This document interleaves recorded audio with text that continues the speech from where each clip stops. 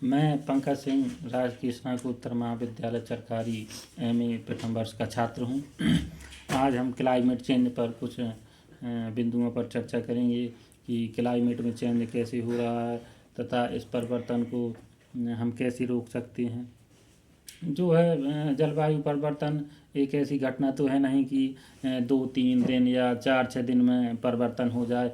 Climate change है जो जलवायु परिवर्तन है, एक बहुत ही विशाल या बहुत ही दीर्घ समय के बाद जो जलवायु परिवर्तन में अवस्था, जो मौसम की अवस्था में परिवर्तन आता है उसे जलवायु परिवर्तन कहते हैं। जैसे कि लाखों हजारों साल पहले जो शीत युग चलते थे या हिमयुग चलते थे, उनके बाद आज की परिस्थिति में देखें तो हम बहुत ही परिवर्तन हो चुका है। पृथ्वी में जो है बहुत ही गर्मी बदल गई और अब प्रदूषण भी पृथ्वी पर बहुत ही भयावह स्थिति में आ गया है, जिसके कारण पृथ्वी के तापमान में परिवर्तन हो गया, जिससे हिमनद पिघल पिघल कर समुद्र का जल स्तर बढ़ा रहे हैं, जिससे कि जो समुद्र के किनारे के पहले के शहर या कुछ ज़मीन थी वो डूबती जा रही है। जलवायु परिवर्तन में कुछ निम्न कारण हैं, जैसे मैं आपको गिनाना चाहूँ। जैसे एक खगोलीय कारण है, एक पार्थिव कारण है और कुछ हम मनुष्यों के द्वारा भी कुछ मतलब अनुचित कार्य किए गए, जिससे कि पृथ्वी के जलवायु परिवर्तन में हमने मनुष्यों ने भी बहुत ही अशोभनीय भूमिका निभाई है।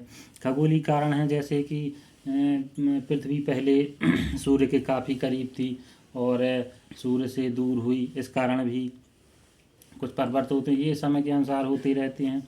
जैसे आज वर्तमान समय में हमारे यहाँ सर्दी का चल रहा है मौसम, जैसे तो अब जब अक्षांश रेखा पर स्थिति बदल जाएगी तो ये हमारे यहाँ धीरे धीरे ग्रीष्म ऋतु आएगी।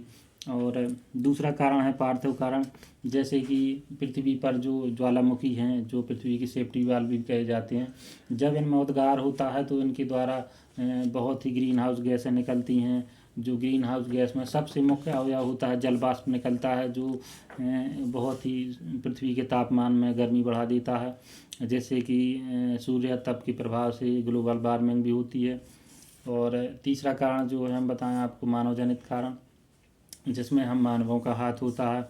इसमें हम निजी स्वार्थों के लिए जंगल काटते हैं, नदियाँ रोकते हैं, तो और कुछ अपशिष्ट पदार्थों का प्रयोग भी करते हैं, जिससे ग्लोबल वार्मिंग बढ़ती है। अब हम जलवायु, और ऐसा नहीं है कि मतलब मनुष्य ने कुछ प्रयास नहीं किए इसको रोकने के लिए, तमाम राष्ट्रों ने सम्मेलन किए हैं, पर इन सम्मेलनों को कुछ लाभ नहीं निकला। इसमें से कुछ जैसे प्रमुख सम्मेलन हैं स्टॉकहोम सम्मेलन, एक वियना सम्मेलन, मॉन्ट्रियल सम्मेलन, रियो सम्मेलन, और अभी जो पिछले साल हमारे यहाँ दुबई में हुआ था COP28, वो भी एक प्रयत्न है।